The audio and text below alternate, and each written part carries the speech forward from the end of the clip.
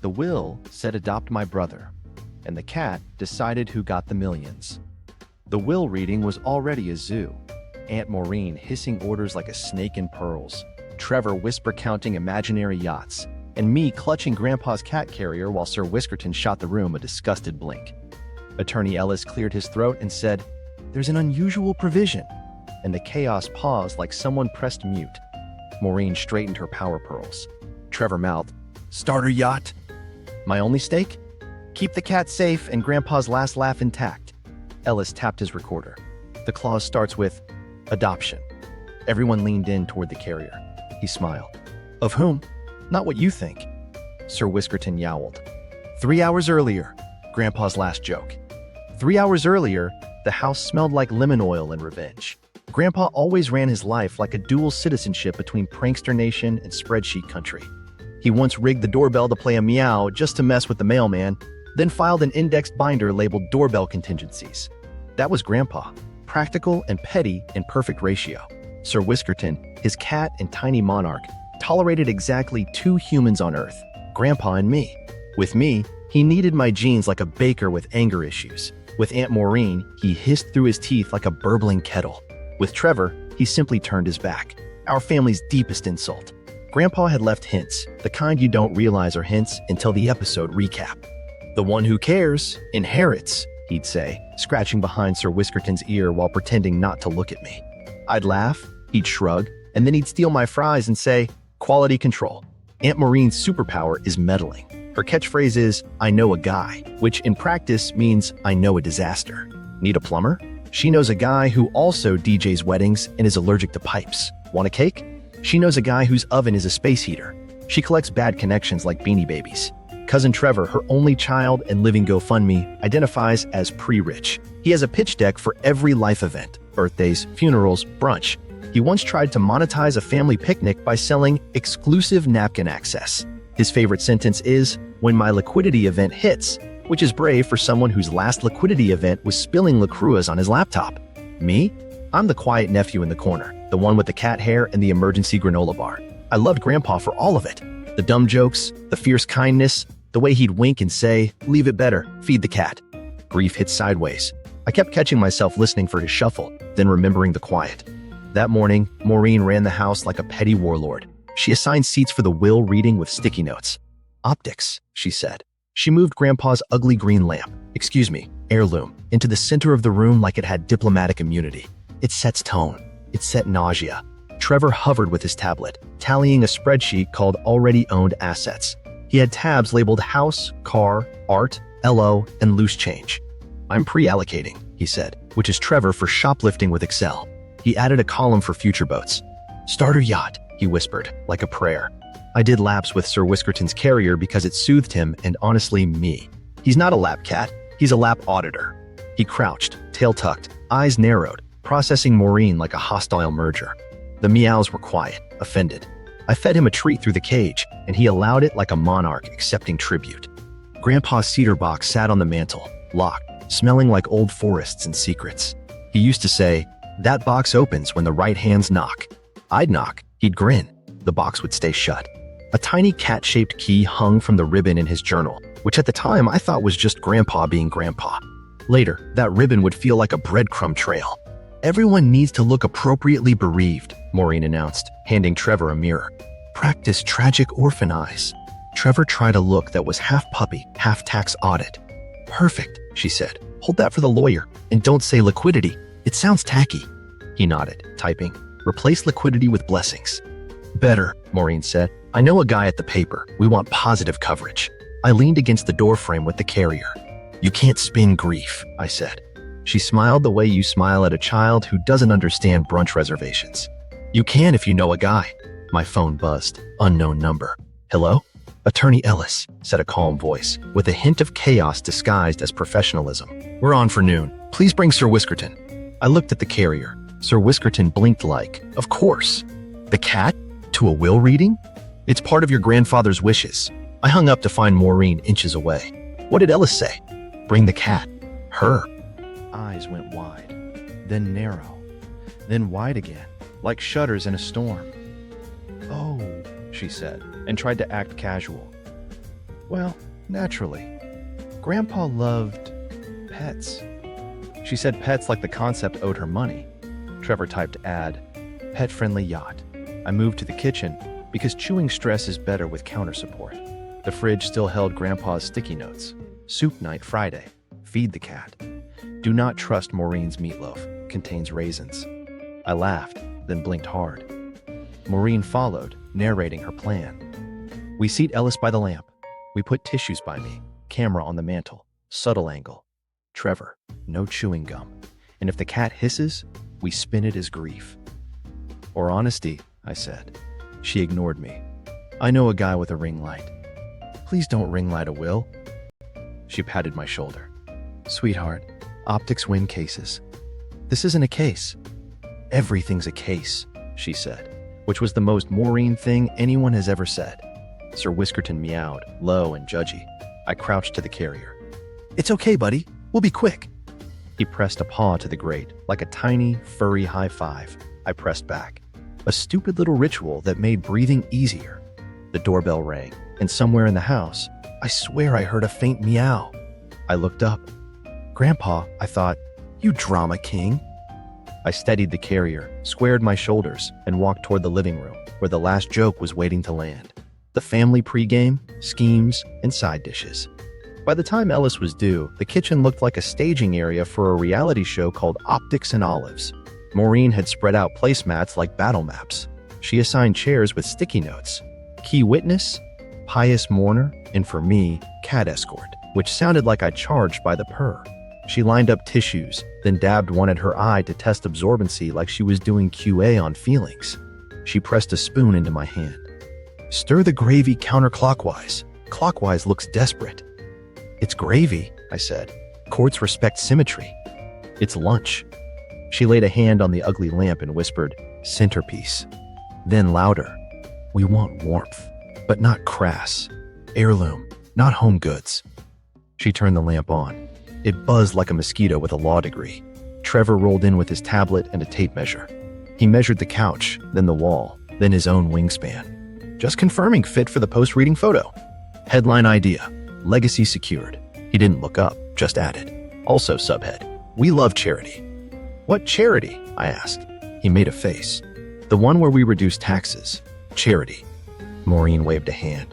We'll workshop the wording. I know a guy. Sir Whiskerton let out a doubtful miser pee from the carrier. I set him on a chair next to me and opened the grate one notch so he could poke his nose out and judge the room at full capacity.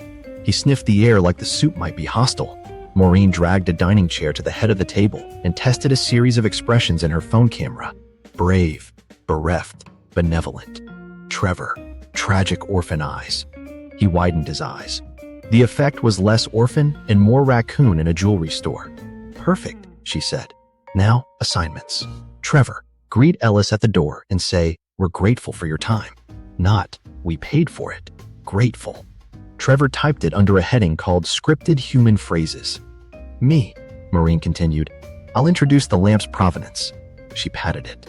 Your grandfather won this in a game of cribbage from a senator. That never happened, I said. It's color. It's perjury. Details, she said, which is code for facts, but make them decorative. She moved to the mantel and angled Grandpa's cedar box so the light hit it like a product shot. Mystery, she breathed. Gravitas. Trevor held up his tablet. Already owned assets has been updated. I color-coded the house by room. Basement is flex space for content. Content? I asked. Video tours, brand deals. We can do a series. Heir to House. Season 2, Boat Life. You don't own a boat. That's Season 2's arc.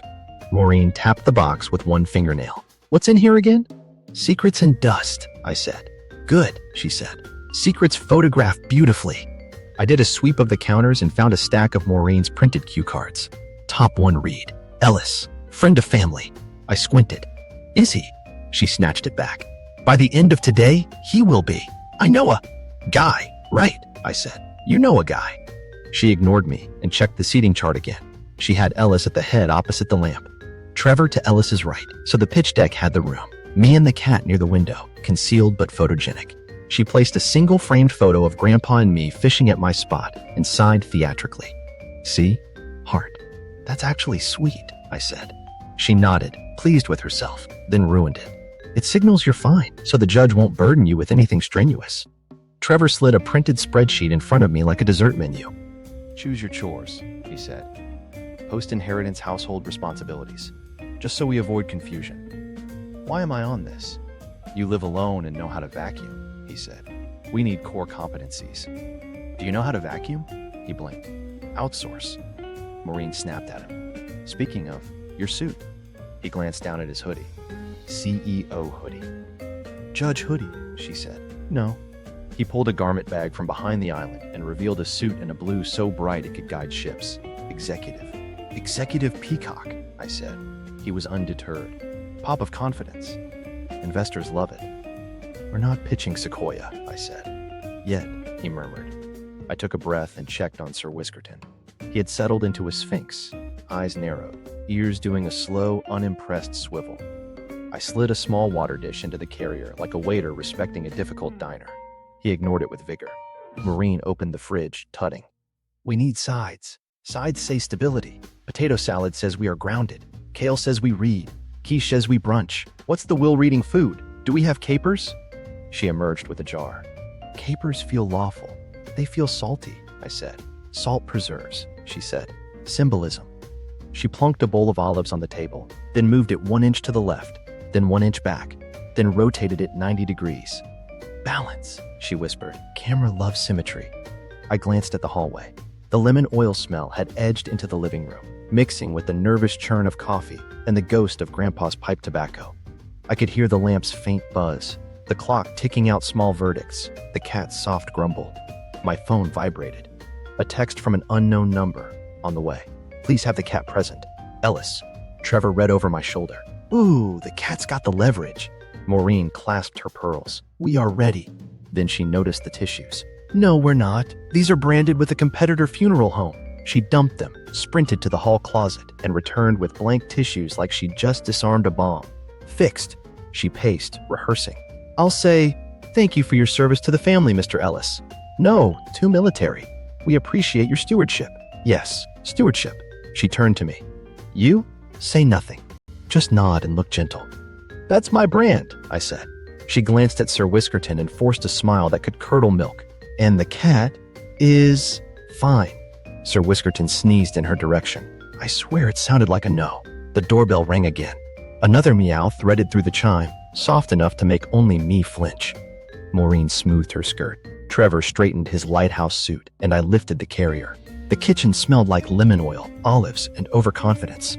We stepped toward the hall. Time to test her optics against Grandpa's sense of humor. The lawyer's smile, foreshadowing the bomb. Ellis arrived looking like a calm day in a storm forecast. Slate suit, soft tie, briefcase that probably had better health insurance than me. He shook Maureen's hand, nodded at Trevor's lighthouse suit without blinking, and then, this is how I knew Grandpa approved. He crouched to Sir Whiskerton's carrier first. Good afternoon, Your Majesty. Sir Whiskerton blinked once, which in cat is a knighthood. Mr. Ellis, Maureen said, presenting the lamp like a newborn. We've curated a dignified environment. Lovely, he said in a voice like chamomile tea. His eyes, though, quiet sparks behind glass. Chaos eyes. May I sit here? Maureen had planned the chair. Of course, Providence seat. He placed his briefcase down with that gentle thud that says, I brought tabs. Plural. He slid out folders in colors I'd only ever seen on taxes and nightmares. Then he placed a small digital recorder in the center of the table and clicked it on. The click felt like a starting gun. For the record, he said, this is the last will and testament of Harold Cooper. I'll read, then we can address questions. He smiled kindly at Maureen's tissue pile. Questions after. Trevor raised a finger. Fast one. Yacht sizing and probate. Maureen stabbed him with a look. We are grieving. Ellis folded his hands. There are some legal disclaimers. Today is a courtesy reading. Distribution is contingent on probate, inventories, tax clearance, and compliance with any conditional bequests. Maureen nodded as if he'd just congratulated her. Wonderful to hear we're aligned. We are not aligned, Ellis said pleasantly. We are procedural. Trevor whispered. Procedural is fine. We can iterate. Ellis continued, unbothered. I'll also note that Mr. Cooper included compliance checks and oversight mechanisms. Maureen gave a tight smile. Naturally, we adore oversight. Trevor typed door oversight, underlined. Sir Whiskerton extended one paw through the grate, like he was auditioning for democracy. Ellis didn't flinch. He slid a folded document closer to the carrier so the paw could rest on something official. Approval. Signal received. Before we begin, Ellis said, we confirm the parties present for notice purposes. He looked at Maureen. Aunt Maureen Cooper, she said, smoothing pearls. Closest kin, cultural steward. Cousin Trevor Cooper, Trevor said. Entrepreneur. Ellis didn't write entrepreneur. He wrote something that looked like living relative. Recorded as nephew, he said, turning to me. Just me, I said. Cat escort. He cracked a corner smile. And Sir Whiskerton, he added, as if the recorder needed to know. Maureen gestured to the lamp. And heirloom. Lamp is noted, Ellis said, not noting the lamp. He flipped to the first page. Mr. Cooper begins with small specific bequests, then addresses the residuary estate with conditions. He also attached letters of intent. Trevor stretched his fingers like a pianist prepping for Chopin. When we get to the residuary, could we define residuary as all the big stuff? It means everything not otherwise specifically bequeathed, Ellis said. So the big stuff, Trevor translated to himself. Ellis's thumb brushed the recorder again. Chekhov's pen, but digital. The soft click calm of someone who had watched families do gladiator matches in living rooms and knew to keep the tape rolling. He scanned the room. A reminder. Interruptions make the process longer. Maureen did that smile that shows gums and regrets. We're good listeners. Trevor nodded at his tablet. I have a deck for that.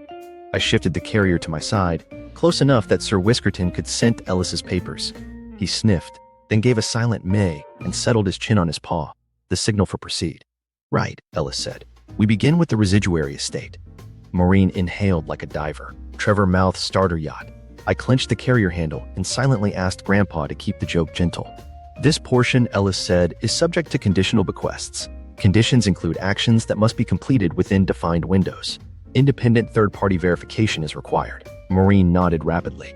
We have many windows. Ellis's chaos eyes warmed. Also, he added, Mr. Cooper was very clear that the spirit of the condition matters, not just the letter. Trevor whispered, Spirit is fine. Brand alignment. Ellis turned a page. Before that, there are minor distributions. He held up one hand, soothing, short. Then we'll address the clause that has specific attendance requirements.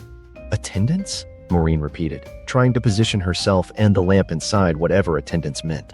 Ellis's gaze flicked to the carrier. Yes. Sir Whiskerton yawned so wide we could count indignation. Maureen laughed lightly. Cats, am I right? Ellis didn't laugh. Mr. Cooper was very fond of precision. He read a paragraph, dates, signatures, the legal skeleton of a life. The recorder hummed, the lamp buzzed, the clock ticked.